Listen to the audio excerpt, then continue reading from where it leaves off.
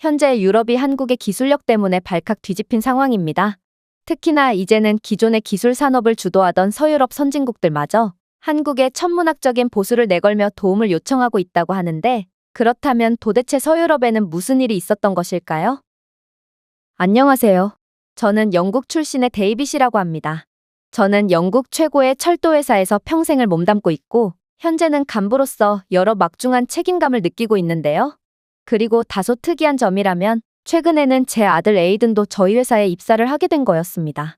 피는 못 속인다고 아들 또한 제 철도 사랑을 그대로 물려받은 모양이었는데, 아니, 어쩌면 제 아들은 저보다도 더한 철도 애호가라고 볼 수 있을 것 같았죠. 왜냐하면 저는 철도 기술을 연구하는 연구원으로 커리어를 시작했지만, 아들은 책상 앞에서 펜대나 굴리는 건 너무 지루하지 않냐며 자신은 기차를 직접 뜯어보고 만져보고 싶다며 철도 엔지니어의 길을 택했거든요. 그렇게 저희 부자는 같은 회사 소속이지만 하는 일은 완전히 다른 상황이 펼쳐졌죠. 그리고 최근에는 이러한 저희 가족의 운명을 완전히 뒤흔드는 사건이 터지게 되었습니다. 그건 바로 한국이 영국의 런던과 브라이튼을 잇는 기차를 건설하는 수주를 맡게 되었기 때문인데요. 사실 조금 자존심이 상하긴 하지만, 아무리 명색이 기차를 세계에서 가장 먼저 개발한 영국이라지만 지금의 상황은 많이 달라진 상황이기에 이건 불가피한 결정이긴 했어요. 영국은 분명 기차 기술력은 충분하지만 뒤처진 첨단 기술력 때문에 기차의 차세대 기술을 개발하는 데는 실패하고 말았거든요. 그 결과 각종 지연에 더해 시스템 고장은 너무나도 흔한 일이 되어버렸고, 기차에 대한 신뢰도는 점점 바닥을 기어가는데, 높아진 인건비 때문에 문제를 개선할 여지는 없는 그야말로 이도저도 아닌 상황이 되어버렸습니다. 즉, 이제는 영국은 단순한 빠른 기차 이상의 똑똑한 기차가 필요하다는 것이죠. 지연이 발생하기 전에 예측하고 실시간 교통 상황에 적응하는 그런 미래에서나 볼 법한 기차 말입니다. 결국 영국은 이번 런던과 브라이튼을 잇는 노선에 첨단화된 외국 기차를 수입하는 다소 자존심이 상하지만 불가피한 결정을 내릴 수밖에 없던 것인데요. 그런데 이번 국가 경쟁에서 기술적으로 상당한 두각을 나타내는 독일이나 프랑스도 아니고, 아니면 가격 경쟁력에서 완전히 압도 우위를 차지하는 중국도 아닌 웬 애매한 포지션에 한국이 선정되어 버린 거 아니겠어요? 물론 저는 한국을 무시하는 건 아닙니다. 한국은 삼성전자나 LG전자, 현대자동차 같은 걸출한 글로벌 기술 기업들을 가진 뛰어난 국가거든요. 그러나 기차 분야에 있어서 한국 따위의 국가가 선정되다니, 한국은 불과 십수년 전까지만 해도 프랑스의 기차 기술력을 수입하던 기차 기술 후진국과 다름없었거든요. 그런데 어떻게 이러한 딱 봐도 영국의 발끝만큼도 따라오지 못할 것처럼 보이는 나라가 영국의 미래를 책임지는 역할을 수행할 수가 있단 말인가요? 저는 이러한 황당한 상황에 머리를 감싸쥐고 분노할 뿐이었습니다. 그러나 아들 에이드는 이러한 상황에 마냥 싱글벙글할 따름이더군요. 그는 한국이야말로 현재의 기차 기술을 주도하고 있는 최고의 선진국이라면서 자신도 언젠가는 한국 기업과 함께 일하거나 한국에서 일해보고 싶었다는 황당한 소리를 해왔거든요.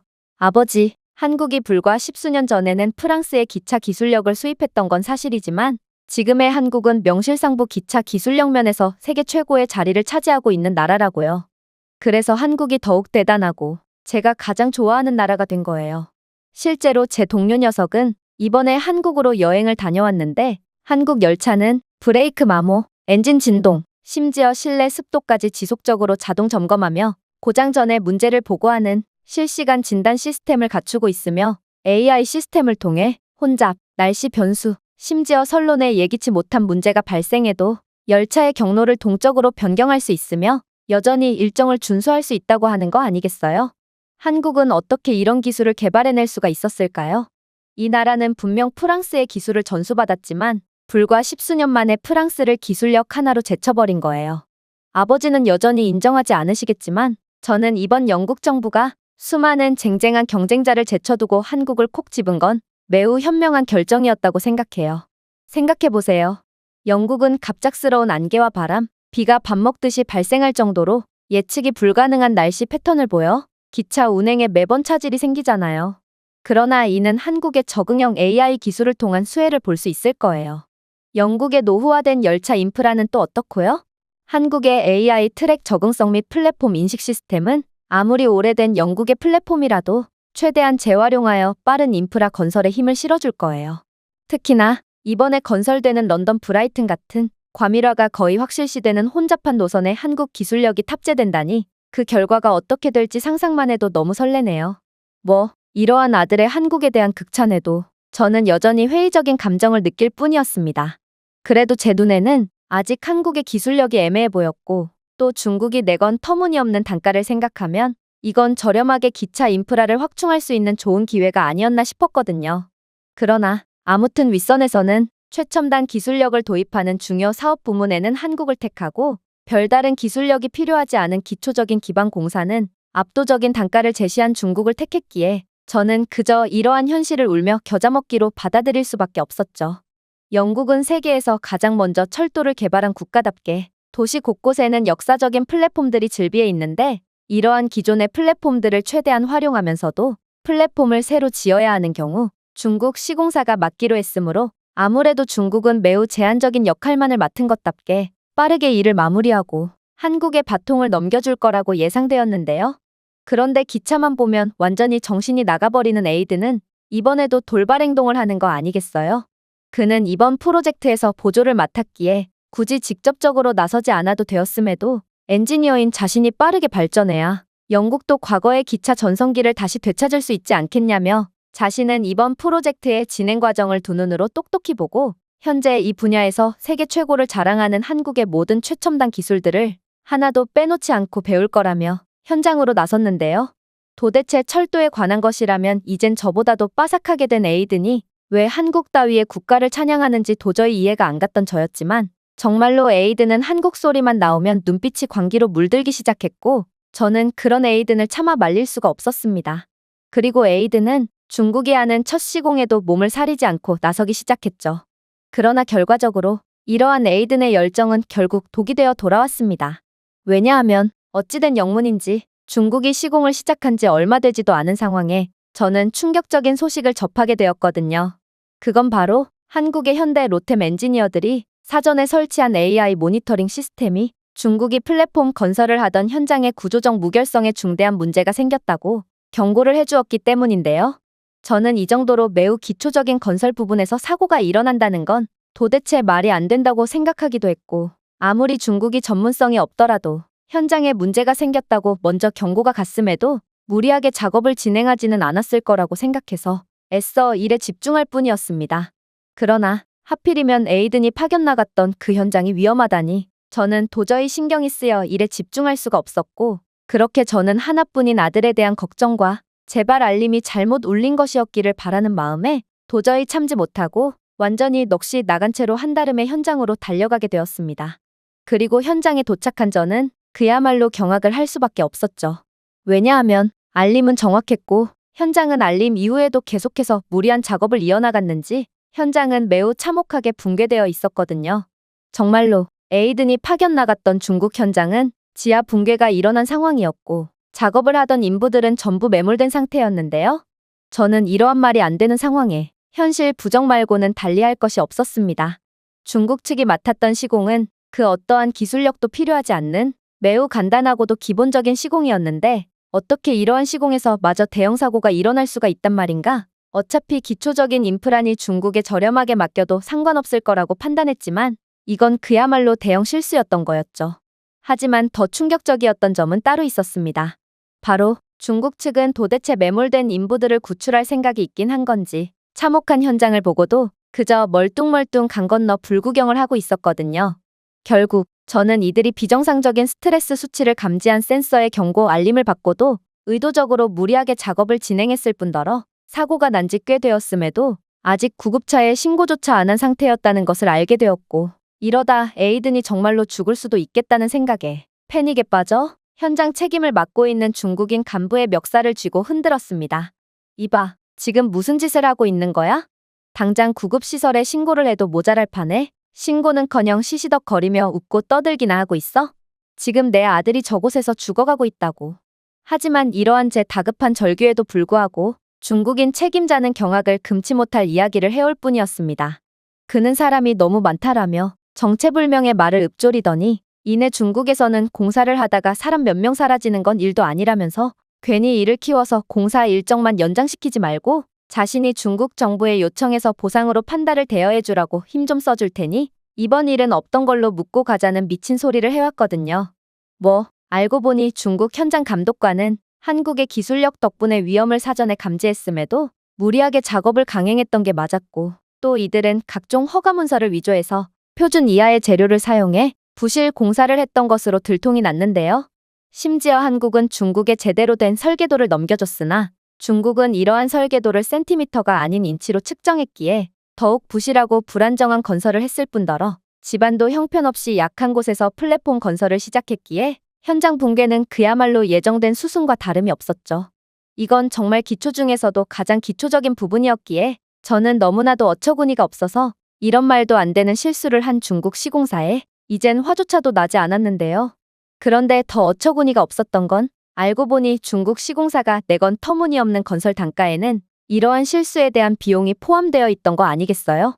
왜냐하면 중국은 인건비 절감을 위해 노동자들을 죄다 자국의 떠돌이고와 청소년들, 죄수들을 강제로 동원해서 무료 노동력을 이용하고 있었기에 이들이 전문성이 있을 리가 없었기 때문이었습니다. 즉, 만약 지하철 건설 전부를 중국에 맡겼다간 이보다도 더욱 큰 참사가 일어날 수밖에 없었던 거였어요. 하지만 가장 큰 문제는 따로 있었습니다. 바로 저희 철도회사 측의 반응도 매우 이상했거든요. 제 다급한 연락에 곧이어 본사에서도 현장을 확인하러 왔는데 본사 측은 중국인 감독관에 공사를 멈추는 것보다 사람이 다치는 게 더 싸게 먹힌다는 말도 안 되는 주장에 점점 수긍해가는 눈치였거든요. 아니, 지금 당장이라도 아들을 구해도 모자랄 판국에 지금 대체 뭐 하자는 짓인가? 저는 이젠 눈에 뵈는 것이 없어 날뛰기 시작했는데요. 하지만 영국 본사 측은 정말 믿기지가 않는 충격적인 주장을 해올 뿐이었습니다. 아직 당신의 아들이 매몰되었다는 증거가 없어요. 그러길래 왜 시키지도 않은 짓을 해서 상황을 복잡하게 만드는 건가요?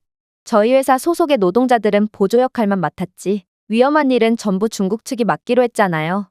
아무튼 중국 측에서는 모든 근로자들을 연고가 없는 고아나 죄수들만을 동원했기에 이들이 매몰된다고 해서 어떠한 기록이 남는 것은 아니니 그냥 이들을 구하지 않고 작업을 이어나가도 별 문제가 되지 않는다고 했어요. 생각해보세요. 건설 현장은 시간이 곧 돈이에요.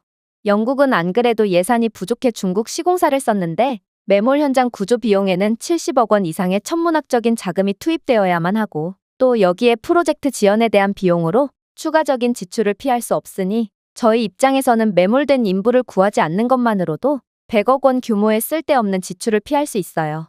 어차피 중국인 노동자들의 목숨값은 전혀 없으니 제외하더라도 당신은 당신의 아들이 100억 원의 가치가 있다고 생각하시나요?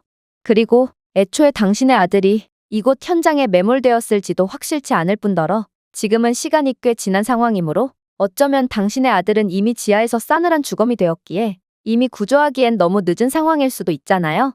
즉, 구조 작업은 무의미하다는 것이죠. 당신도 우리 회사의 간부급의 직책을 맡고 있는 만큼 회사는 대를 위해 소를 희생하는 집단이라는 것을 모르지는 않을 거라고 생각합니다. 부디 회사 측을 이해해 주었으면 좋겠군요. 그러면서 그는 이러한 충격적인 매몰 사건을 이악 물고 부정하기 시작하는 거 아니겠어요? 저는 이러한 냉혹한 현실에 그대로 무릎을 꿇을 수밖에 없었고 아무도 저와 제 아들의 편이 돼주지 않는 상황에 오열을 할 수밖에 없었습니다. 같은 회사조차 아들이 생존하는 것보다 그대로 현장에서 죽었기를 바라는 것 같았고 저는 돈 때문에 같은 회사 직원들조차 헌신짝 취급하는 영국의 차가운 사회적 분위기에 토악질이 나올 정도로 역함을 느꼈죠. 그런데 그때 놀라운 일이 벌어지기 시작했습니다. 바로 중국의 기반 시공이 끝나고서야 움직일 예정이었던 한국인 감독관 병수 씨가 나서더니 이내 경악을 금치 못할 주장을 해오기 시작했거든요. AI 시스템이 경보를 울려서 와봤더니 역시나 이럴 줄 알았습니다. 중국이라면 경보조차 무시한 채 작업을 강행하다가 결국 사고를 칠 거라고 생각은 했는데 결국 이런 대참사가 일어났군요. 그런데 이게 지금 무슨 일이란 말입니까? 지금 사람 목숨이 오가는 상황에서 돈과 목숨을 저울질이나 하고 있다니 당신들이 그러고도 영국 최고의 철도 기업이라고 할 수 있는 것입니까? 당신들이 하지 않겠다면 우리 한국 기술자들은 자체 기술력으로 매몰된 인부들을 구조하겠습니다. 한국인들은 절대로 사람들을 두고 떠나지 않거든요. 단 한 명도 말입니다. 당신들이 얼마큼의 형편없는 개인주의 문화를 가졌는지는 모르겠지만 적어도 한국인들과 함께 일을 하는 이상 이런 경우에 절대로 우리를 거스를 수는 없어요. 정말로 한국 측은 다른 파트너들의 망설임에도 불구하고 일방적으로 전면적인 구조 작전을 시작했는데요. 일단 현대 측은 원래 트랙 테스트를 위해 설계된 100억 원 규모의 AI 스캐닝 시스템을 재배치하여 무너진 챔버 위에 토양 무결성을 매핑했어요. 역시나 중국은 플랫폼을 집안이 약한 잘못된 곳에 설치한 걸로 드러났기에 구조 작업은 2차 붕괴의 위험성 때문에 훨씬 더 위험한 상황이었는데요.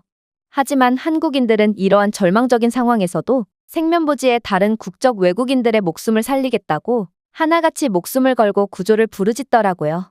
뒤늦게 도착한 영국의 구조대원들은 이 현장은 도저히 가망이 없다며 하나같이 고개를 절레절레 가로젓다가도 이러한 한국인들의 이타적이고도 존경스러운 마음가짐을 본 뒤에는 정신이 돌아오며 한국인들의 행동에 따르겠다는 입장을 밝혔죠. 사실 저는 이제 아들을 구할 수 있는 건가 싶어 희망을 느끼면서도 여전히 불안감이 떨어야 했는데요. 사실 매몰 현장은 붕괴에 의한 부상도 치명적이지만 산소 부족으로 인해 질식사를 하는 경우도 상당히 많기에 빠른 구조 시간이 생명과도 같거든요. 그런데 멍청하고 돈만 밝히는 사람들 때문에 구조 작업은 터무니없이 늦게 진행되었기에 아무리 생각해도 아들이 살아 돌아올 가능성이 거의 없었습니다. 그래서 저는 본격적인 구조 작업이 시작되기도 전에 그대로 용기를 잃고 무릎을 꿇고 오열을 하고 말았어요. 그때 한국인 감독관 병수 씨가 또다시 제게 다가오더니 이내 충격적인 행동을 하기 시작하는 거 아니겠어요? 그는 제 손을 꼭 맞잡더니 놀라운 말을 해왔거든요. 지금 이 현장에서 당신의 아들이 살아있다고 믿는 사람들은 몇 명이나 될 것 같나요? 그런데 우리마저 당신의 아들을 믿지 않는다면 그땐 정말 우리는 조금의 희망도 꿈꿀 수 없게 되어버리는 거예요. 자, 고개를 드세요. 당신의 아들은 분명히 무사히 구조될 수 있을 거예요. 한국은 급속한 경제 발전을 거치면서 이러한 사고 현장을 너무나도 많이 겪었고 우리는 한 명의 아들들이라도 더 살리기 위해 기술력을 발전시켜 결국 구조의 전문가로 발돋움했어요. 용기를 가져봅시다. 저는 그의 따뜻한 말에 다시금 이성을 되찾기 시작했고 그렇게 주먹을 꽉 쥔 채 아들을 기다리기로 했습니다. 그리고 그렇게 시작된 구조 작업에서 한국은 그야말로 원맨쇼로 모든 현장을 뒤집어 놓기 시작하더라고요. 일단 한국은 본격적인 구조 작업이 진행되기 전 LG CNS에서 자체 제작한 드론을 통해 잔해 필드의 전체 3D 매핑을 하기 시작했는데요. 이를 통해 구조대원들은 최적화된 현장 진입로를 찾을 수 있었고 또 생존자들이 어디에 매몰되어 있는지를 정확히 인지할 수 있었습니다. 또한 열화상 스캔은 5A 구역에 웅크리고 있는 매몰된 2명의 작업자를 감지했고 플랫폼 반대쪽 끝에 있는 콘크리트 슬래브 아래에서 또 다른 2개의 인체 열 신호를 감지할 수 있었는데요. 그리고 7C 구역에는 10수명의 사람들의 인체 신호가 감지된 걸로 보아 아무래도 이들은 전부 매몰된 중국인 인부들처럼 보였어요. 그러나 이러한 희소식도 잠시 다시금 절망적인 상황이 펼쳐지기 시작했습니다. 바로 한국의 기술력을 통해 CO2 및 습도 측정 결과 매우 제한적인 호흡의 존재를 확인했는데 문제는 이러한 호흡 신호는 매우 약하고 산소 농도가 매우 적은 걸로 보아 이들에게 남은 산소는 거의 없다는 것을 유추할 수 있었거든요. 이대로라면 현장에 매몰된 인부들은 구출을 하기도 전에 전부 산소도 부족한 좁은 공간에서 질식으로 사망하는 상황이었기에 저는 이러한 끔찍한 상황에 결국 가까스로 되찾았던 용기가 무참히 박살나며 또다시 그대로 주저앉을 수밖에 없었어요. 에이든이 없는 삶은 도저히 상상할 수가 없었거든요. 그러나 한국 측은 또다시 기적을 보여주기 시작했습니다. 이들은 모두가 절망하고 포기하는 그 순간에도 도대체 왜 절망하는 거야? 이건 우리의 실력을 고려한다면 그렇게 심각한 상황도 아니라고 라고 말해오는 것처럼 3D 지도를 낱낱이 살펴보더니 이내 파편 틈새를 뚫고 마이크로 산소 주입기를 전달하는 흡사 뱀과 같은 서치 로봇을 투입하기 시작했거든요. 이 로봇은 미세 전달 튜브로 인부들에게 산소를 공급해준다고 했고 덕분에 인부들의 생존 가능 시간은 더욱 늘어날 수 있다고 했습니다.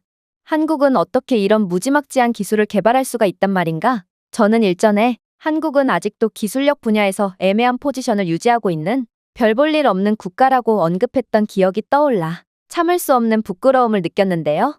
그야말로 에이든이 한국을 좋아하고 존경했던 이유가 다 있던 거였고 한국은 세계 최고의 기술 강국이 맞았던 거였습니다. 그렇게 한국의 기술력 덕분에 구조는 순조롭게 진행됐어요. 이 현장은 분명 2차 붕괴의 가능성이 높은 위험한 현장이었지만 한국의 최첨단 기술력 덕분에 구조대원들은 안전한 진입로만을 이용하며 빠르게 인부들을 구출할 수 있었는데요. 또한 한국의 AI 드론은 구조된 인부들을 신속하게 진료할 수 있도록 휴대용 외상 키트를 배달해주기까지 했기에 더더욱 많은 도움이 될 수 있었어요.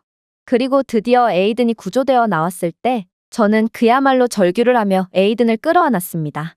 이걸 다행이라고 해야 할지 에이든의 온몸에는 외상으로 가득했지만 그래도 목숨에는 전혀 지장이 없는 상황이었는데요. 결국 한국 덕분에 모든 상황은 기적적으로 빠르게 마무리되었고 생존된 인부들은 다 저마다의 가족의 품으로 돌아갈 수 있게 된 것입니다. 특히나 이러한 놀라운 구조 소식에 영국의 BBC까지 나서 인터뷰를 진행하기 시작했는데요. 기자는 한국인 병수 씨에게 100억 원 규모의 구조 노력이 그만한 가치가 있는지를 물었고 병수 씨는 지금까지도 회자되는 놀라운 답변을 해서 더더욱 영국 전역을 발칵 뒤흔들어 놓기도 했죠. 우리는 100억 원을 구조하지 않았습니다. 영국의 한 명의 아들과 3명의 아버지, 그리고 중국의 젊은이들을 구조한 것이죠. 돈이 아니라 아버지와 아들입니다. 가장 귀중한 것을 구한 것이죠. 그렇게 상황은 진정되었고 현장은 비용이 조금 더 들더라도 한국이 하나부터 10까지 전적으로 모든 것을 맡아 담당하는 것으로 일단락되었습니다. 그리고 저는 한국인 병수 씨와 다시 재회하게 되었고 도대체 한국은 어느 틈에 이렇게나 무지막지한 구조 기술을 개발할 수 있었냐는 질문을 건네게 되었죠. 불과 10수년 전까지만 해도 프랑스로부터 기차 기술력을 수입하던 나라가 이러한 짧은 시간 만에 기적적인 기술력을 가지게 되었다는 건 아무리 봐도 말이 안 됐거든요. 그러자 한국인 병수 씨는 놀라운 대답을 해오기 시작하더라고요. 10수년이라는 세월은 영국에서나 짧은 시간이지 한국에서는 기적을 만들어내기에 충분한 시간이에요. 왜냐하면 한국은 얼마 전까지만 해도 지구상에서 가장 가난한 나라 중 하나였지만 지금의 한국은 그 짧은 시간 만에 대부분의 선진국들을 추월해버렸거든요. 물론 한국의 구조 기술은 하루아침에 얻어진 것이 아니죠. 대부분의 개발도상국들이 그렇듯 한국도 처음에는 안전이라는 개념 자체가 없는 국가였거든요. 한국전쟁의 참혹한 시기 이후 한국의 1인당 국민소득은 $100 미만이었고 이때의 한국인들은 생존을 위해 수백만 명이 위험하고 힘든 노동을 감수해야만 했어요. 당연히 안전은 사치였고 사고는 빈번했죠. 지하 공장에서 폭발, 붕괴, 질식 사고가 너무나도 흔했거든요.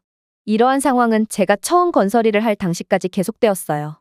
저는 19살이었고 강남의 철근 골격을 12층 높이에서 작업하고 있었는데 당연히 헬멧도 없었고 하네스도 없었기에 도시락이 떨어지지 않도록 허리춤에 묶어야만 했죠. 그러던 어느 날 제 친구가 12층 현장에서 미끄러졌어요. 그는 비명을 지르지도 않았어요. 그냥 사라져버렸죠. 안타깝게도 당시에 한국은 시스템이 전무했어요. 구급차도 없었고 픽업트럭과 화이트 시트만 있었죠. 저희는 사건 보고서를 작성하는 방법조차 몰랐죠. 그저 저희는 맨손으로 한국을 건설하고 있을 뿐이었어요. 하지만 그런 저희 모두에게 확실한 염원이 하나 있었어요. 그건 바로 저희는 위험한 현장에서 희생을 하더라도 저희의 다음 세대만큼은 저희처럼 두려움과 위험을 안고 일하는 것을 원하지 않았다는 거예요. 저희는 콘크리트 아래에 우리의 아들 한 명을 더 묻기를 거부했고 결국 돈으로 안전 시스템 및 기술력을 개발한 것이 아닌 우리의 피로 만들었다는 것입니다. 확실히 오늘날 한국은 세계에서 가장 빠른 AI 대응을 하고 있어요. 하지만 한때 한국은 세계에서 가장 느렸고 우리는 그 대가를 결코 잊지 않았기 때문에 지금의 발전을 이룩할 수 있던 것이죠. 현재 한국은 높은 기술력을 통해 위기에 처한 많은 사람들을 구하고 있을 뿐만 아니라 외국인들까지 전부 구하고 있는 상황이거든요. 그랬습니다. 한국의 민간 구조에서 남겨진 사람은 없다의 사회적 분위기가 조성될 수 있었던 건 그 나름대로의 이유가 있던 거였고 경제보다 인간의 존엄성과 생명이 우선시되어야 한다는 믿음을 한국에 심어주었던 거였죠. 한국은 고통에서 깨달음을 얻는 국가였고 구조 비용이 너무 많이 들더라도 한 사람이라도 더 구하기 위해 노력하지 않는 대가는 그보다 훨씬 크다는 것을 잘 알고 있는 국가기에 이러한 개인주의적인 차가운 사회적 분위기로 얼어붙은 영국 전역을 감동과 존경의 분위기로 녹아내리게끔 할 수 있던 거였습니다. 그러나 한국은 이러한 도의적인 아름다움 말고도 진정으로 내실이 있는 실력자였죠. 영국 교통의 미래를 책임질 한국은 생각 이상으로 더욱 놀라운 모습을 보여주기 시작했거든요. 일단 영국은 기술 발전에 뒤처졌기에 아직도 영국 철도 네트워크 대부분은 20세기의 구식적인 신호 시스템을 사용하는데요. 그 때문에 아직도 아날로그 선로 회로에 의존하는 영국 기차는 하루가 멀다 하고 혼잡이나 병목 현상 등의 지연을 초래하곤 하죠. 그러나 한국의 AI 기반 신호 우회 및 스마트 디스패치 제어는 이러한 구시대적인 영국의 문명의 빛을 밝혀줬습니다. 한국의 기차에는 기존 신호 시스템과 독립적으로 사고할 수 있는 AI가 탑재되어 있기에 한국이 제작한 기차들은 간격을 재계산하고 실시간으로 경로를 변경하기 위해 서로 통신할 수 있거든요. 서울에서는 이 시스템으로 첫 해 동안만 지연 관련 다운타임을 43% 줄이는 효과를 보았다고 했는데요. 따라서 이는 영국의 구식적이고 비효율적인 시스템에서 훨씬 더 큰 효과를 보여줄 게 분명했어요. 그러나 한국의 무엇보다도 소름 돋는 점은 따로 있었죠. 바로 영국은 최초로 열차를 개발한 나라답게 열차 플랫폼과 관련한 역사적인 건축물들이 상당히 많은데요. 하지만 열차의 무지막지한 진동으로 인해 이러한 역사적인 유적이 붕괴되는 일이 종종 발생하곤 합니다. 그러나 한국이 개발한 최첨단 열차는 이러한 도저히 피할 수 없을 것 같던 불상사를 원천 차단하는 거 아니겠어요? 아니, 한국의 기차는 영국의 기차보다 훨씬 빠른 시속을 자랑하고 시속이 빠를수록 더욱 많은 진동이 발생하는 건 당연한 일인데 어떻게 한국은 이러한 당연한 자연의 법칙까지 거스를 수가 있단 말인가요? 그러나 저는 곧이어 밝혀진 한국의 타의 추종을 불허하는 아이디어에 혀를 내두르고 말았습니다. 바로 한국은 역사적인 영국 터널에 이상적인 저소음 저진동 셰시를 개발했기에 진동으로 인한 유적물 파괴를 완전히 방지할 수 있던 거거든요. 심지어 영국은 날씨가 상당히 좋지 않은 국가로 안개, 바람, 갑작스러운 비로 인해 시도 때도 없는 열차 지연이 발생하곤 하는데요. 그런데 한국은 이러한 도저히 극복할 수 없을 것만 같았던 천재지변까지 전부 극복해버리는 미친 국가였다는 것이 밝혀지게 됩니다. 한국은 이러한 예측 불가능한 날씨 패턴을 보정하는 AI 기술로 지연이나 피해를 최소화해 주었거든요.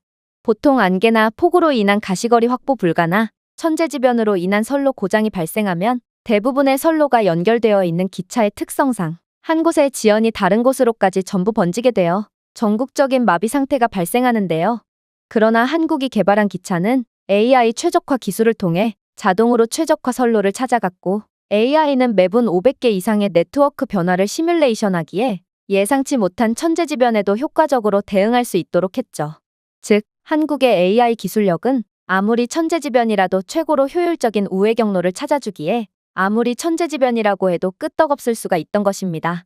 하지만 한국 기술력의 정점을 보여준 아직까지도 믿기지 않는 부분은 따로 있습니다. 바로 한국은 출퇴근 시간대와 같은 영국의 고질적인 혼잡 문제마저 기술력 하나로 완벽하게 해결해 주었거든요. 일단 영국은 그 어느 나라보다 수도권 쏠림 현상이 심한 국가인데요. 대부분의 영국인들은 저렴한 주거비용의 수도권 외곽에 살면서도 일은 런던에서 하고 있기에 출퇴근 시간대의 혼잡은 정말 악몽과도 같거든요.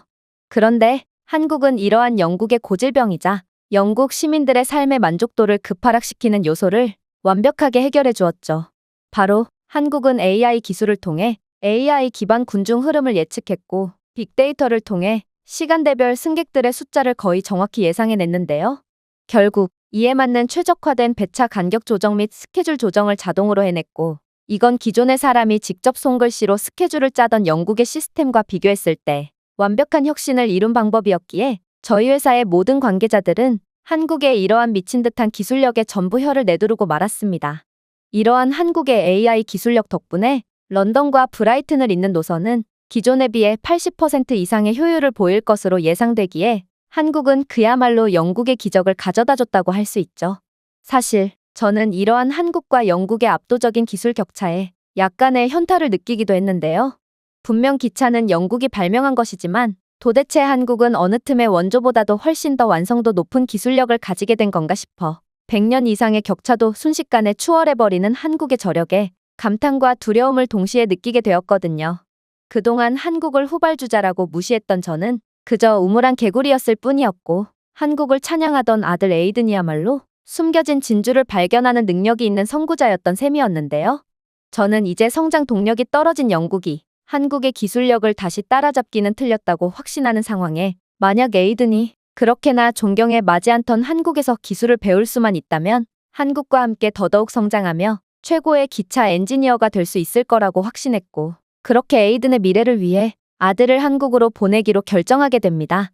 어쩌면 에이든은 한국의 기술력뿐만 아니라 정의롭고 인간적인 마음씨까지 함께 배워와서 차갑게 얼어붙은 영국을 따뜻하게 녹아내리게 할 수도 있을 것이고 저는 한국이야말로 저희 가족뿐만 아니라 영국의 미래를 걸어야 할 국가라고 확신하게 되었거든요.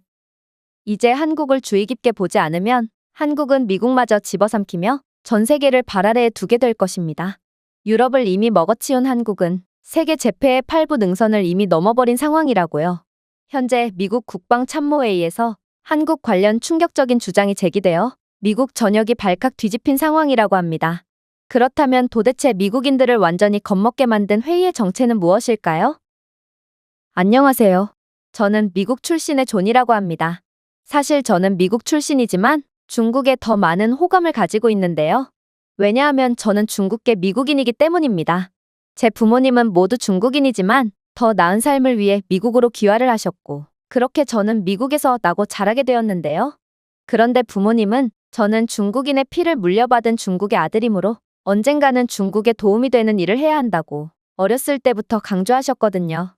솔직히 제가 어렸을 때는 중국이 그렇게나 자랑스러운 국가라면 도대체 부모님은 왜 조국을 저버리고 미국에 정착한 건지 저는 도대체 이해가 안 가긴 했지만, 아무튼 저는 중국 출신의 부모님과 중국계 및 중국인 친구들과 지내다 보니 자연스레 이들의 중화 사상에 세뇌되어 버렸습니다. 그리고 부모님께서는 제게 군인이라는 직업을 강력하게 추천해 주시며 제가 어떤 국가에서 자라게 될지는 모르겠지만 미군은 세계에서 가장 강력한 군대고, 또 혹여라도 제가 추후에 중국을 선택하게 된다고 해도 미군에서 얻은 지식과 정보들을 중국에 그대로 전해줄 수 있으므로 제게 있어선 여러모로 군인이 되는 것이 맞다는 말씀을 하셨죠. 그래서 저는 자연스레 장교로서 미군에서 복무하게 된 것입니다. 그러다 저는 정말 운이 좋게도 중요 참모회의에 참석할 기회를 얻게 되었는데요. 물론 제겐 발언권은 없었으나 이건 제 추후 진급에도 매우 좋은 기회가 될 것 같았어요. 그런데 그렇게 진행된 참모회의에서 저는 곧바로 경악을 할 수밖에 없었는데요.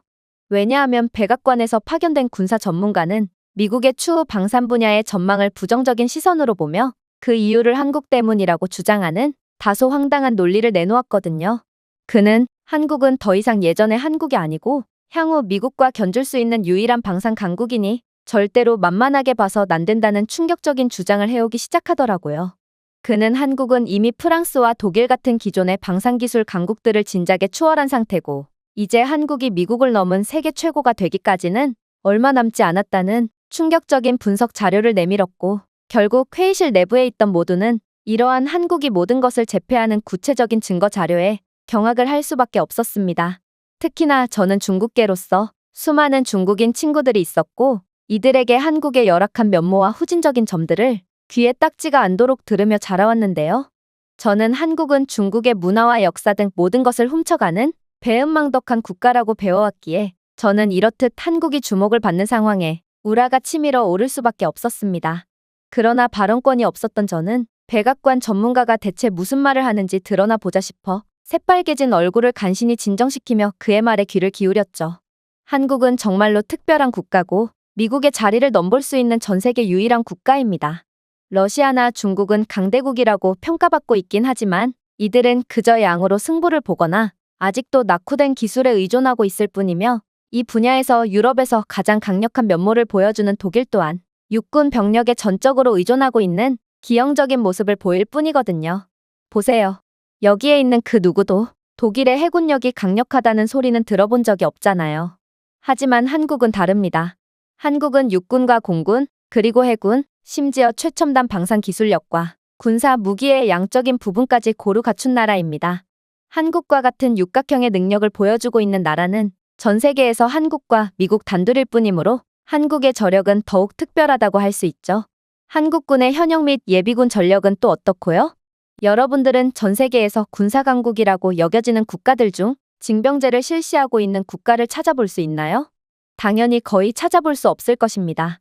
그도 그럴 것이 징병제를 실시하는 국가는 필연적으로 지리적으로 적국과 맞대고 있을 수밖에 없고, 이렇듯 적국과 대치해야 하는 운명을 가진 국가는 경제력 및 기술적으로 진보된 선진국이 되기에 상당히 불리하거든요.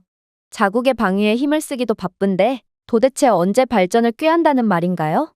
그러나 한국은 북한이라는 전 세계에서 가장 미친 국가이자 또 가장 통제가 안 되는 국가 옆에서도 성공적인 발전을 이룩한 그야말로 북한보다도 더욱 미친 국가입니다.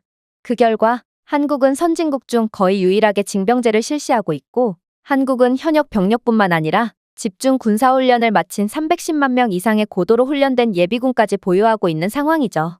이 거대하고 즉각적으로 배치할 수 있는 한국의 예비군은 80만 명의 예비군 병력을 갖고 있는 미국이나 200만 명의 예비군을 가진 러시아와 같은 주요 강대국의 예비군 역량보다도 훨씬 강력한 면모를 보여주고 있는 상황입니다. 그런데 여러분, 한국의 그 무엇보다도 소름 돋는 점이 무엇인지 아시나요? 그건 바로 이 미친 국가는 유사시를 대비해서 민간에서 군사로의 효율적인 기술 이전 시스템을 이미 구축해 놓았다는 것입니다. 미국만 해도 관료적인 절차로 인해 민간 기술을 군사용으로 적응하는 데 수년이 걸리지만 한국은 몇 달 또는 몇 주 안에 이러한 전환을 달성할 수 있거든요. 이게 왜 무서운지는 여러분들이 더 잘 알 거라고 생각합니다. 왜냐하면 한국은 세계 최고의 기술 강국이기 때문이죠. 현대와 LG 등의 기술 기업에서 민간용으로 개발된 한국의 첨단 배터리 기술은 유사시에 한국군이 현장에서 조용하고 효율적이며 지속 가능하게 운영할 수 있는 능력을 크게 향상시킬 수 있는데요. 실제로 한국은 민간 기업의 군 분야에 대한 기술 확장으로 자신들의 배터리 기술력을 드론, 휴대용 레이더, 전기 전투 차량에 빠르게 도입했으며 그 외에 한국이 특히나 두각을 나타내고 있는 분야인 최첨단 반도체 분야는 한국의 무기 성능을 극한으로까지 끌어올리고 있는 중이죠. 현대 자동차 그룹이 파트너십을 맺고 제작한 자율 전투 차량은 또 어떻고요? 현대는 한국군과 협력하여 구상부터 운용 시험까지 단 12개월 만에 완전 자율주행 장갑차를 빠르게 개발했고, 이러한 자율주행 차량은 병사의 취약성을 크게 줄여 현재 동종 국가와 비교조차 할 수 없는 매우 효과적인 무인 작전 능력을 제공하고 있는 중입니다. 일반적으로 미국이나 유럽의 자율주행 군용 차량은 개념부터 현장 시험까지 3에서 5년이 소요되는 것을 고려한다면 한국이 얼마나 강력한 기술력을 가졌고 동시에 얼마나 효율적인 시스템을 가지고 있는지를 여실히 느낄 수 있는 부분이죠. 그러나 한국의 가장 두려운 기술은 따로 있습니다. 그건 바로 삼성전자와 하나가 협력하여 만든 AI 감시 시스템이죠. 삼성전자는 한국군과 긴밀히 협력하여 밀리초 내의 적의 움직임을 정확하게 파악할 수 있는 첨단 AI 기반 CCTV 감시 시스템을 개발했는데요. 덕분에 한국군은 적의 침투를 즉각적이고 정확하게 식별하여 국가 안보를 획기적으로 강화할 수 있는 실시간 AI 강화 감시 능력을 갖추게 되었고, 이는 안정성과 정확성을 높일 뿐만 아니라 병력을 더욱 적재적소에 투입할 수 있어 상당한 이점을 가지게 되었습니다.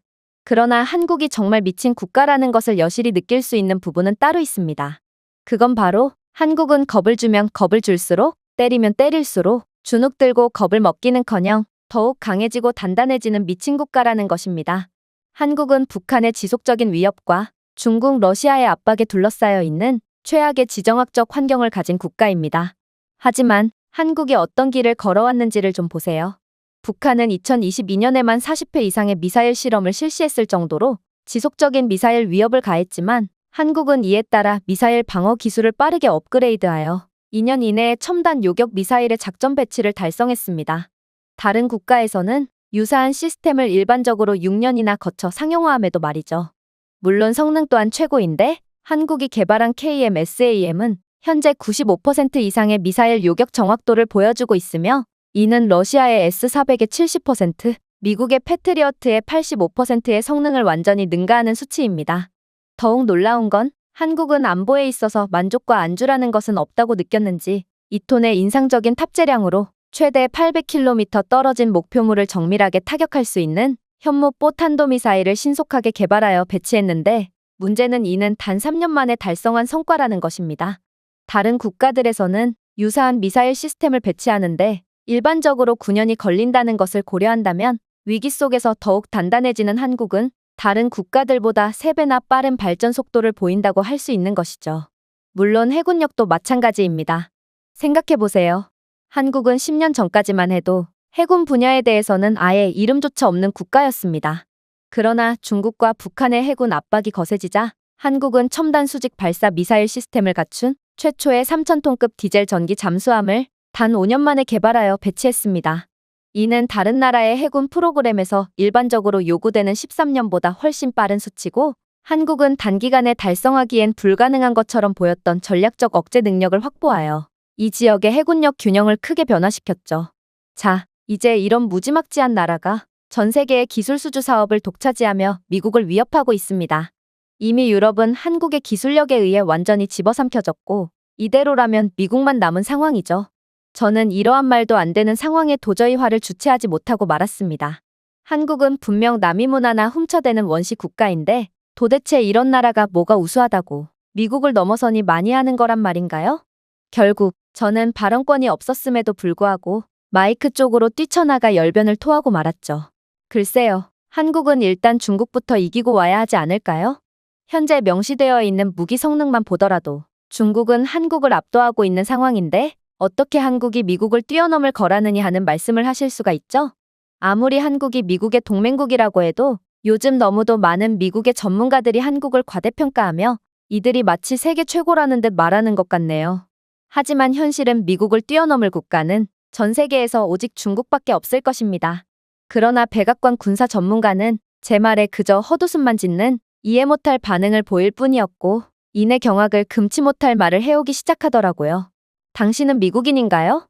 아니면 중국인인가요? 뭐 중요하지 않습니다. 현재 미군 내에는 상당한 중국계 군인들이 복무 중인데 이들은 하나같이 중국을 찬양하며 호시탐탐 미국을 배신할 준비를 하고 있는 듯 보이거든요. 아무래도 당신도 그러한 불순한 무리들 중 하나겠죠. 그러나 잘 보세요. 전 세계 그 누구도 중국이 명시해놓은 무기의 성능을 그대로 믿지 않습니다. 중국은 성능 조작 및 성능 뻥튀기로 사기를 치는 국가거든요. 하지만 한국은 전혀 다릅니다. 한국의 무기는 명시된 성능보다 오히려 실제 성능이 더욱 우수하거든요. 이러니까 한국이 미친 국가라고 불리는 것입니다. 한국이 폴란드에 수출한 K9 썬더 자주포만 해도 그렇죠. 2022년 폴란드는 러시아의 우크라이나 침공 이후 현대식 포병 시스템을 긴급히 요구했고 폴란드는 당초 1년 이내에 인도가 시작될 것으로 예상했던 한국으로부터 K9 썬더 자주포 212문을 인수하는 대규모 계약을 체결했는데요. 하지만 한국은 협정 체결 3개월 만에 예정보다 9개월 앞당겨 K9 24대를 1차로 인도해 폴란드군 관계자들을 깜짝 놀라게 했습니다. 또한 공식 사거리가 40km인 K9 썬더는 새로 개발된 장거리 탄약으로 50km에 근접한 거리에서 목표물을 효과적으로 타격할 수 있는 능력을 반복적으로 입증했는데요. 이는 계약사항에 반영되어 있지도 않은 놀라운 수준의 업그레이드였기에 폴란드 전역을 깜짝 놀라게 했죠. 다른 국가들에서는 사거리 1km를 늘리고자 천문학적인 자본과 시간을 투자하는데 한국은 별것도 아니라는 듯 10km나 업그레이드된 성능의 자주포를 건넨 거였으니까요. 하지만 결과적으로 이러한 한국의 명시된 성능보다 오히려 좋은 미친 면모는 이에 큰 감명을 받은 폴란드로부터 K2 전차 1000대를 수출하는 최고의 결과를 이끌어냈고 이로 인해 한국은 상당한 부를 쌓을 수 있었죠. 심지어 이번 계약을 담당하던 폴란드의 고위 사령관은 대부분의 국가들은 군사 장비를 계약하면 기본 1년은 늦어지고 약속한 성능을 30% 줄이지만 한국은 1년을 빼고 20%의 성능을 더합니다. 이게 바로 우리 모두가 좋아하는 한국식 셈법이고 폴란드는 계속해서 형제의 국가 한국에서 무기를 수입할 것입니다. 라는 이례적인 발표까지 하는 등 한국은 폴란드와도 매우 우호적인 관계를 쌓을 수 있었습니다. 물론 한국의 현대 로템이 노르웨이에 수출한 K2 블랙팬서 탱크는 더욱 미친 듯한 모습을 보여주었죠. 세계에서 가장 진보된 주력 전차 중 하나로 널리 알려진 현대 로템의 K2 블랙팬서는 2023년 노르웨이 관리들에게 전례 없는 조기 인도와 약속된 능력을 뛰어넘는 성능으로 노르웨이뿐만 아니라 유럽 전역에 깊은 인상을 남겼거든요. 노르웨이는 주문한 탱크를 2년 이내에 인도받을 것으로 예상했지만 현대 로템은 생산 일정을 앞당기고 첫 번째 K2 탱크 배치를 예정보다 10개월 앞당겨 14개월 이내에 인도했는데요. 심지어 공식 문서에는 120mm 대포의 최대 유효 사거리가 4km로 나와 있지만 노르웨이는 군사 실험 동안 이 전차는 5km가 넘는 거리에서 일관되고 정확하게 목표물을 명중했다는 사실을 인지하게 되기도 했습니다. 덕분에 노르웨이 육군은 95%를 초과하는 거의 완벽한 작전 가용률을 보고했으며 이는 일반적인 나토 장갑차 평균인 약 80%를 훨씬 상회하는 수치였기에 유럽 전역을 경악의 도가니에 빠뜨렸죠. 그러나 한국의 반응은 더욱 전 세계를 놀래켰습니다. 한국은 산악 국가라 5km가 넘는 평지가 존재하지 않는다. 그래서 정확한 실험이 어려웠다라는 입장을 밝히며 이 나라의 기술력은 세상에 알려진 것보다 훨씬 더 뛰어나다는 것을 여실히 보여줬거든요. 한국이 UAE에 수출한 천궁2 미사일 방어 시스템은 또 어떻고요? 천궁2는 공식적으로 최대 20km 고도에서 최대 40km 떨어진 목표물을 요격한다고 명시되어 있지만 실시간 시험에서는 광고된 사양을 훨씬 초과하는 실제 요격 범위를 보여주었고 45km 이상의 모의 정미사일을 지속적으로 무력화하는 데 성공했거든요. 즉, 현재 폴란드가 한국을 형제의 나라라고 부르며 한국 무기만 수입하겠다는 공식적인 입장을 밝힌 이유가 다 있다는 것입니다. 폴란드는 이러한 한국의 명시된 성능보다 실제 성능이 훨씬 뛰어난 기이한 면모를 진작에 눈치챘고 한국 무기를 수입하는 건 최고의 무기를 더욱 저렴하고 빠르게 구매하는 것이라는 것을 파악하고 있기 때문인 것이죠.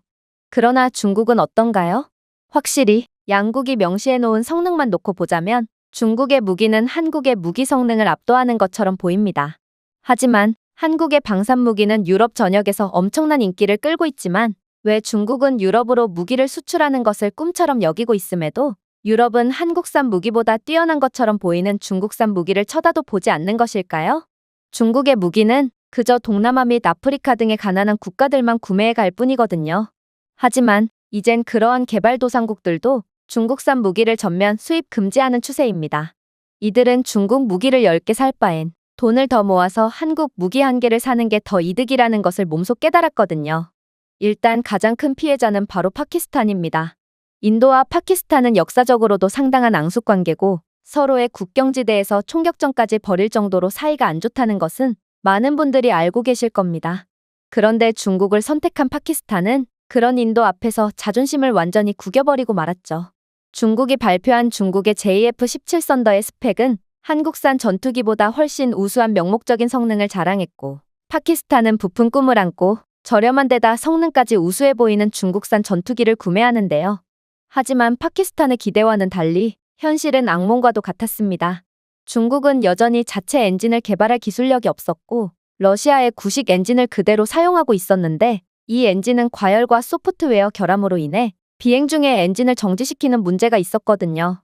결국 파키스탄 공군은 훈련 중에 추락사고로 여러 대의 JF-17과 숙련된 파일럿을 잃는 있어서는 안 되는 사고를 겪게 됩니다. 심지어 파키스탄이 수입한 중국산 전투기는 1960년대에 설계된 인도 공군의 구형 미그 21 전투기에 의해 격추당하고 많은 말도 안 되는 사건까지 겪게 되는데요. 파키스탄은 차세대 중국 전투기를 위해 수십억 달러를 지불했지만 60년 된 비행기에 의해 그것도 그렇게나 증오하는 국가의 전투기에 의해 처참하게 격추를 당한 것입니다. 심지어 중국산 JF-17 전투기는 레이더 시스템의 소프트웨어 버그로 인해 적 항공기를 제대로 조준하지도 못했기에 파키스탄은 이러한 장식용 전투기를 전부 폐기 처분하며 돈을 아끼려다 오히려 엄청난 손해를 입게 되었습니다. 즉, 중국이 밝힌 명목상의 성능은 전부 성능 뻥튀기 및 조작이었던 거였죠. 하지만 중국의 최악인 이유는 따로 있습니다. 바로 중국이 나이지리아에 수출한 노린코 VP-10 장갑차는 조그마한 충격에도 폭발하는 그야말로 자폭 장갑차의 면모를 보여줬거든요.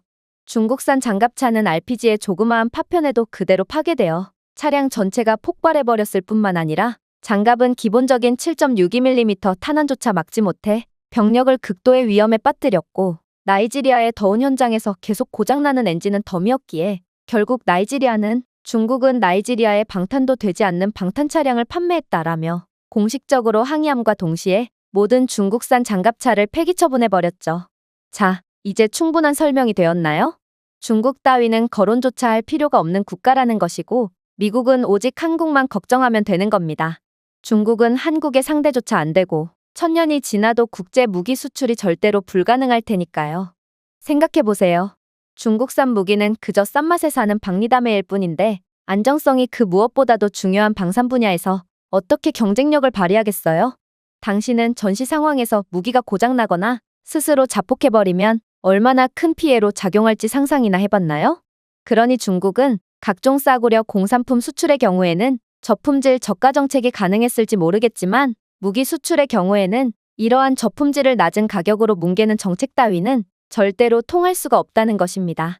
목숨과 전쟁의 승패가 달려있는데 도대체 누가 믿을 수도 없는 중국산 저품질 무기를 구매하겠어요? 자, 중국 이야기 따위는 이제 그만합시다. 아무튼 이런 한국이기에 미국은 넋놓고 있다간 그대로 한국에 먹히게 된다는 것입니다. 주한미군만 해도 그렇죠. 현재는 한국으로 파견 간 주한미군 중 대다수가 미국으로 다시 돌아오지 않는다는 객관적인 통계까지 존재하는 상황인데 왜 미국의 군사기관들은 이러한 분석 자료에 대응하지 않는 건가요? 우리는 반드시 한국으로 파견간 미군들이 한국에 자신의 운명을 거는 이유를 분석해야 할 것이고, 그러지 못한다면 미국은 10년 내로 한국에 완전히 먹히고 말 것입니다. 저는 그야말로 패닉에 빠질 수밖에 없었습니다.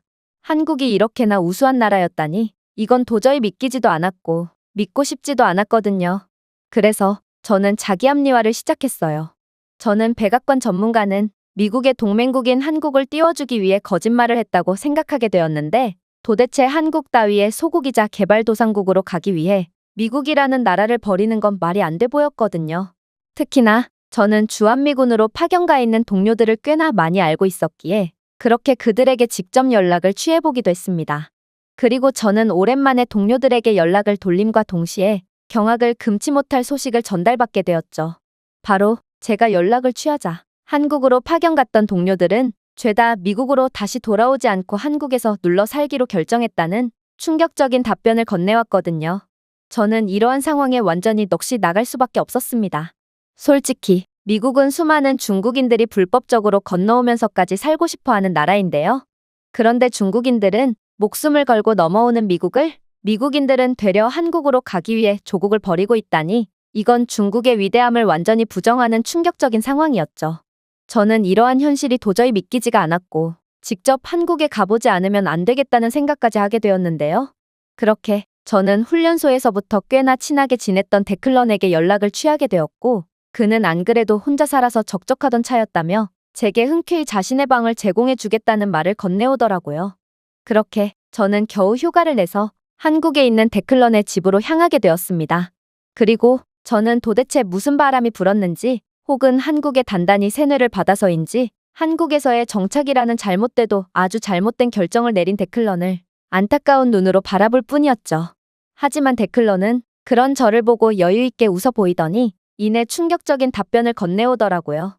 존, 너는 오랜만에 봐도 옛날과 똑같구나. 너는 여전히 자기중심적이고 전혀 근거 없는 편견에 사로잡혀 있어. 사실 나는 내가 왜 그렇게 한국을 미워하고 무시하는지 이해가 안 가.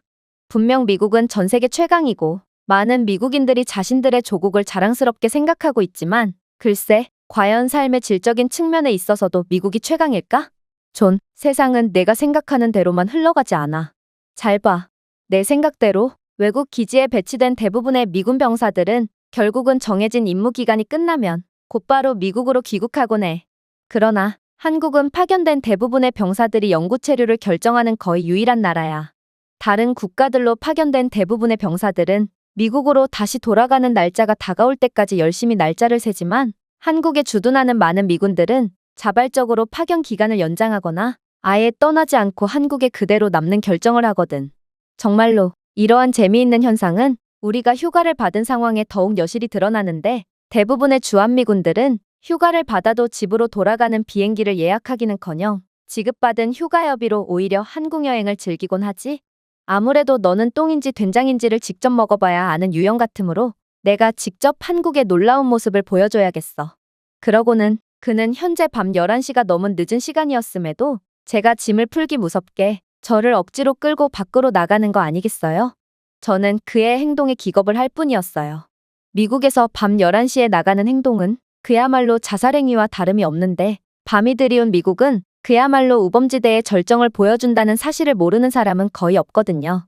그리고 데클런은 거의 평생을 미국에서 산 미국인이기에 밤에는 절대로 외출하면 안 된다는 미국의 첫 번째 원칙을 모를 리가 없었죠.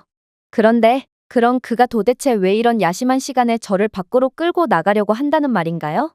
하지만 데클런은 그저 세상은 내가 아는 게 전부가 아니고 너는 우물 안에서 벗어나야 한다라는 말만을 되풀이하며 저를 억지로 끌고 어디론가로 향하더군요. 그리고 그가 향한 곳에 도착했을 때 저는 경악을 금치 못하고 말았습니다. 왜냐하면 그곳은 지하철이었기 때문이죠. 지하철이 이러한 늦은 시간에 운영을 할 리도 없었고, 미국에서 지하철은 우범지대의 상징과도 같은 위험한 곳이기 때문에 대부분의 사람들은 이용하지 않는 곳인데요. 그런데 데클런은 대체 무슨 생각으로 저를 지하철로 데리고 온 거라는 말인지, 저는 그가 제가 한국을 욕했다는 이유로 고의적으로 위험에 빠뜨리려고 하는 건가 싶어 순간적으로 공포에 질릴 수밖에 없었습니다. 그러나 그렇게 들어가게 된 지하철에서 저는 다시 한번 큰 충격을 받을 수밖에 없었는데요. 왜냐하면 한국은 밤 11시가 넘은 야심한 시간에도 지하철이 멀쩡하게 운영되고 있었고, 심지어 한국 지하철은 미국과는 차원이 다른 깔끔함과 안전함을 자랑하고 있었거든요. 물론 그렇게 지하철을 타고 도착한 공원에서도 마찬가지였죠. 한국은 어떻게 된 게 매우 늦은 시간에도 위험한 기색이 일절 보이지가 않았고, 특히나 새벽 시간에 여성 혼자 골목길을 걷고 있는 모습까지 보게 된 저는 도대체 한국은 어떻게 되먹은 국가인가 싶어 완전히 혼절하기 직전에까지 몰리고 말았습니다. 미국에서는 여자나 아이가 해가 지는 시간인 6시 이후에 집 밖을 나서는 건 자살행위로 여겨질 만큼 매우 열악한 치안 상황을 보여주는 게 현실이거든요. 물론 건장한 남성인 저조차도 해가 지면 절대로 집 밖으로 나서지 않으니 한국의 이러한 믿기지 않을 정도로 평화로운 모습은 미국에서 평생을 살아온 저로서는 도저히 적응하기 힘들었습니다. 그리고 데클러는 완전히 넋이나가 입을 벌리고 있는 저를 재밌다는 듯 쳐다보더니 이내 놀라운 말을 건네오기 시작하더라고요. 내 표정을 보니 마치 내가 처음 한국에 왔을 때를 보는 것 같아. 한국은 내 미국에서의 모든 삶을 부정해버리는 것 같은 충격을 주었거든. 일단 말도 안 되게 낮은 범죄율만 해도 그래. 한국은 전 세계 선진국 중 범죄율이 가장 낮은 국가로 어느 시간에 어딜 가나 항상 안전하거든. 저기 봐. 우리 옆 골목길은 술집이 즐비한 번화가인데 저곳에서 술에 취해 싸움을 벌이는 사람이나 약쟁이나 노숙자 혹은 위험해 보이는 사람을 찾아볼 수 있어? 한국의 번화가에서는 그러한 수준 낮은 모습이나 술에 취해 싸움을 벌이는 모습도 절대로 볼 수가 없을 뿐더러 그저 밤을 즐기고 있는 안전하고 교양 높은 사람들의 모습만을 찾아볼 수 있을 뿐이야. 또한 저곳은 번화가의 거리임에도 매우 청결한 모습을 보일 뿐이지. 하지만 내가 한국에 무엇보다 마음에 드는 점은 따로 있어. 그건 바로 한국에서는 총기나 무기폭력이 절대로 존재하지 않는다는 거야. 미국만 해도 그래. 미국에는 2023년에 4만 명 이상의 총기 관련 사망자가 발생한 반면 한국은 전혀 존재하지 않았거든. 또한 한국에서 강도나 폭행을 당할 가능성은 전 세계 모든 국가들보다 압도적으로 낮은 것이 통계적으로도 증명이 되어 있지. 우리의 미국에서의 삶을 떠올려봐. 미국의 가장 안전하다고 여겨지는 도시들에서도 총기 난사 사건은 매우 흔하고 우리는 우리 자신의 안전을 지키기 위해 개인 총기를 구매해야만 했어. 또한 우리는 혹여라도 술을 마시고 집에 돌아갈 때면 뒤에서 누가 따라오는지를 항상 경계하며 길을 걸어야 했지. 우리는 건장한 남성의 군인들일 뿐만 아니라 시간도 그렇게 늦은 시간도 아닌 오후 9시도 안 된 시간이었음에도 말이야. 그러나 한국은 새벽 시간임에도 불구하고 10대 학생뿐만 아니라 여성들도 아무런 위험 없이 골목길을 통과할 수 있고 무사히 집에 도착할 수 있어. 저기 24시간 운영되는 무인 카페를 좀 봐. 카페 테이블에는 노트북이 덩그러니 놓여 있잖아. 아무래도 노트북 주인은 잠시 화장실을 갔겠지. 너도 알겠지만 미국이라면 주인 없는 저 노트북은 5초 안에 사라질 것이 분명해. 미국에서는 주인이 있더라도 강도가 들어 강제로 노트북을 훔쳐가는 사건도 종종 발생하지만 말이야. 그런데 너는 한국의 이러한 믿기지 않는 수준의 신뢰의 문화보다 24시간 운영되는 형태의 무인 매장이 아무런 문제 없이 운영되고 있다는 점에 더욱 놀라하는 것 같네. 사실 한국에서 이러한 형태의 무인 매장은 매우 흔하게 찾아볼 수 있고 한국은 굳이 무인 매장이 아니더라도 꼭두 새벽에도 모든 편의 인프라를 누릴 수 있는 매우 편리한 국가야. 미국만 해도 치안 문제 때문에 무인 매장 따위는 절대로 운영될 수가 없고 해가 지면 편의점, 식당 등 모든 점포가 문을 닫고 문을 연 점포라고는 주유소가 전부지. 하지만 주의를 봐. 한국은 새벽 시간임에도 세탁소와 편의점, 꽤나 그럴듯한 식당과 카페 등 모든 점포가 멀쩡하게 운영 중이잖아. 세상에 이렇게나 편리한 국가가 또 있을까? 편의점에 갈 때 총에 맞을까봐 걱정할 필요조차 없고 내가 원할 때 언제든 원하는 것을 구매할 수 있는 편의성은 한 번도 겪어보지 않은 사람은 절대로 이해할 수 없을 정도로 삶의 질을 상당히 올려주고 있고 이게 바로 많은 주한미군들이 다시 미국으로 돌아가는 것을 거부한 채 한국에서 평생을 살게 되는 이유야. 저는 데클런의 말을 듣고 완전히 할 말을 잃고 말았습니다. 정말로 한국은 미국의 삶과는 완전히 차원이 다른 모습을 보여주고 있었고 아무리 한국을 무시하고 싫어하는 상태로 한국에 도착한 저라도 이 나라가 더욱 궁금해지고 한번 살아보고 싶다는 느낌을 주기에 충분했거든요. 특히나 그렇게 데클런과 함께 이런저런 이야기를 나누다 보니 시간은 벌써 새벽 2시가 되어 있었음에도 데클런은 아무런 고민도 없이 한국은 세계에서 가장 우수한 대중교통 인프라를 가진 국가라며 이건 대중교통 시설이 매우 열악하고 치안도 형편없어서 대중교통이 거의 없는 수준이라고 봐도 무방한 미국과는 차원이 다르다는 말을 해오더니 이내 새벽 2시에도 운행하는 한국의 올빼미 버스에 탑승하는 거 아니겠어요? 그렇게 저희는 새벽 2시가 넘은 시간에도 멀쩡히 대중교통을 이용해 다시금 집에 도착할 수 있었고, 저는 이러한 한국의 극한의 수준으로 발전한 도시 모습에 데클런이 제게 말했던 것처럼 제 미국에서의 삶이 통째로 부정당하는 느낌을 받으며 그저 혀를 내두를 수밖에 없었습니다. 그리고 데클런은 이제야 편견에서 벗어나 정상적인 사고를 하게 된 제게 안부를 물어오며 제게 먼 길 오느라 배가 고프지 않냐는 걱정을 해주기 시작했는데요. 그러면서 한국에 왔으면 한국식 BBQ는 반드시 먹어봐야 한다며 갑자기 스마트폰을 조작하더니 30분만 기다리라는 아리송한 말을 건네오더라고요. 저는 그가 대체 무슨 의도로 이런 말을 하는 건지도 이해가 안 가 그저 두 눈을 멀뚱멀뚱 뜨고 있을 뿐이었는데요. 그런데 그렇게 30분이 지나자 웬 초인종이 울리더니 이내 데클런은 자신이 한국식 BBQ를 배달 주문했다며 문 앞으로 배달된 음식을 가져오는 거 아니겠어요? 이건 정말 믿기지가 않는 상황이었습니다. 지금은 새벽 2시가 넘은 시간이었는데 도대체 어떻게 음식 배달이 가능하다는 말인가? 특히나 그렇게 포장용지를 개봉한 삼겹살 요리는 음식의 퀄리티도 상당했기에 저는 이 정도로 멋진 요리를 새벽에도 빠르게 배달받을 수 있는 한국의 극한으로 편리한 환경에 다시 한번 경탄을 할 뿐이었어요. 미국에서는 새벽 음식 배달이 절대로 불가능할 뿐만 아니라 평범한 음식 배달마저도 최소 1시간 이상은 걸려서 차갑게 식은 수준 낮은 패스트푸드 음식을 먹는 게 다거든요. 물론 미국에서는 배달 기사에게 팁까지 추가적으로 지출해야 하므로 차가운 음식을 위해 전혀 합리적이지 않은 큰 금액을 지불해야 합니다. 그러나 한국은 새벽 시간임에도 30분도 안 되어 배달되는 김이 모락모락 나는 따뜻한 식사를 제공받을 수 있고 미국에서에 비해 절반도 안 되는 금액으로 퀄리티 높은 음식을 주문할 수 있다니 저는 이제야 데클런이 말한 한국의 세계에서 가장 높은 삶의 질이라는 게 뭔지 이해가 가기 시작했어요.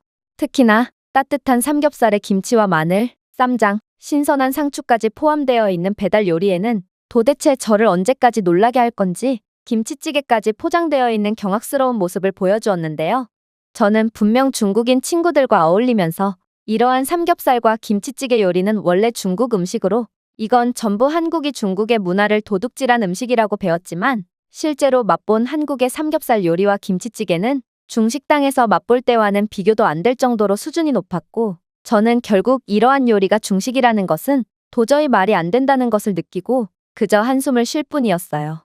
결국 저는 한국에 온 지 단 몇 시간 만에 이 나라가 왜 이렇게 전 세계적인 인정을 받고 있는지 그리고 세계 최강대국이라고 여겨지는 미국인들마저 왜 자신의 조국을 버리면서까지 기꺼이 한국에서 살기를 원하는지 완벽하게 이해할 수 있게 되었습니다. 한국은 제가 생각했던 것보다 훨씬 우수한 나라였고 그야말로 모든 것을 갖춘 나라처럼 보였거든요. 특히나 데클런은 제게 다시금 경악스러운 말을 건네오기도 했는데요.